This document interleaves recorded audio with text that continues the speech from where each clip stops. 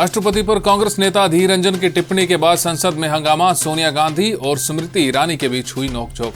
पश्चिम बंगाल में टीचर भर्ती घोटाला मामले में मॉडल अर्पिता के घर से फिर मिले 27 करोड़ रुपए।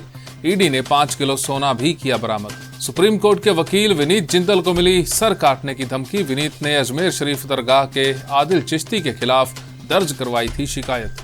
नमस्कार, मैं हूं संजय सेठी, आप देख रहे हैं जेएसडी टाइम्स। कांग्रेस सांसद अधीर रंजन चौधरी के राष्ट्रपति द्रौपदी मुर्मू पर की गई टिप्पणी को लेकर संसद में जमकर हंगामा हुआ। केंद्रीय मंत्री स्मृति ईरानी ने इस मामले में कांग्रेस पर जमकर निशाना साधा। इस दौरान उन्होंने सोनिया गांधी से मामले में माफी मांगने के लिए भी कहा। इस दौरान कांग्रेस की अंतरिम अध्यक्षा सोनिया गांधी और स्मृति ईरानी के बीच नोकझोंक भी देखने को मिली। पश्चिम बंगाल टीचर भर्ती घोटाला में आरोपी मॉडल अर्पिता मुखर्जी के घर से फिर से नोटों का पहाड़ मिला है। उत्तरी 24 परगना के बेलघोरिया स्थित अर्पिता मुखर्जी के फ्लैट से कल छापेमारी में 27 करोड़ 90 लाख रुपए कैश मिले। साथ ही 5 किलो सोना भी मिला है। सुप्रीम कोर्ट में प्रैक्टिस कर रहे वकील विनीत जिंदल का दावा है कि उन्हें जान से मारने की धमकी मिली है। विनीत जिंदल ने मीडिया से बात करते हुए दावा किया कि जब वो अपने घर पर पहुंचे तो एंट्री गेट के अंदर एक पर्चा पड़ा हुआ था, जिसमें लिखा था कि अल्लाह का पैगाम है कि विनीत जिंदल तेरा भी सर तन से जुदा जल्दी किया जाएगा। दुनिया के 75 से ज्यादा देशों में मंकी पॉक्स के केस मिल चुके हैं। जानकारी के मुताबिक 18,000 से ज्यादा लोग इस वायरस की चपेट में आ चुके हैं।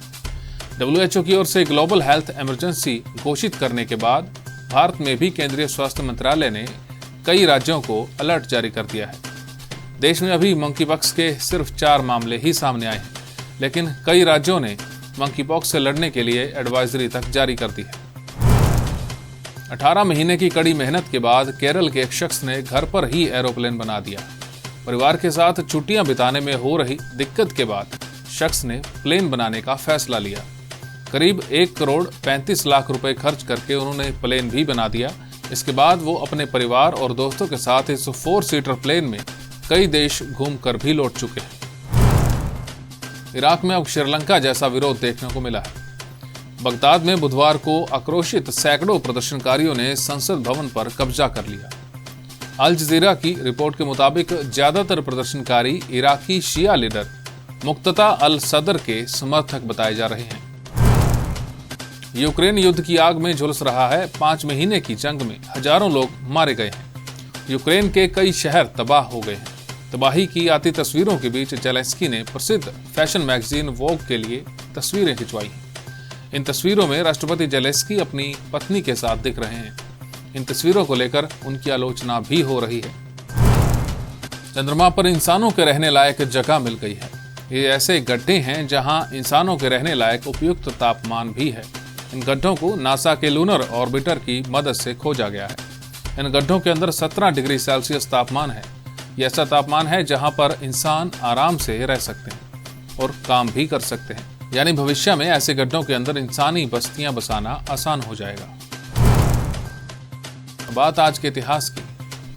28 जुलाई 1914 के दिन ही पहले विश्व युद्ध की शुरुआत हुई। सर्बिया में ऑस्ट्रिया के राजकुमार फ्रांसिस फर्डिनेंड की हत्या कर दी गई थी। इससे गुस्साए ऑस्ट्रिया ने हंगरी के साथ मिलकर सर्बिया पर हमला कर दिया था। यहीं से शुरू हुए युद्ध ने धीरे धीरे करीब आधी दुनिया को अपनी चपेट में ले लिया। हालांकि विश्व युद्ध की शुरुआत का ये केवल तात्कालिक कारण था। इसके अलावा भी कई कारण थे जो प्रथम विश्व युद्ध की वजह बने थे। इसमें यूरोपीय देशों के बीच समझौते और संधियां भी एक कारण था। इन संधियों में शर्त थी कि अगर किसी एक देश पर हमला होता है तो सहयोगी देश उसे खुद पर हमले की तरह ही मानेगा। वो अपनी सेना को भी युद्ध मैदान में भेजेगा। इससे युद्ध में भाग ले रहे देशों की संख्या बढ़ती गई। हमारे इस खास पेशकश में फिलहाल इतना ही। देश और दुनिया की तमाम खबरों के लिए आप देखते रहिए जेएसडी टाइम्स।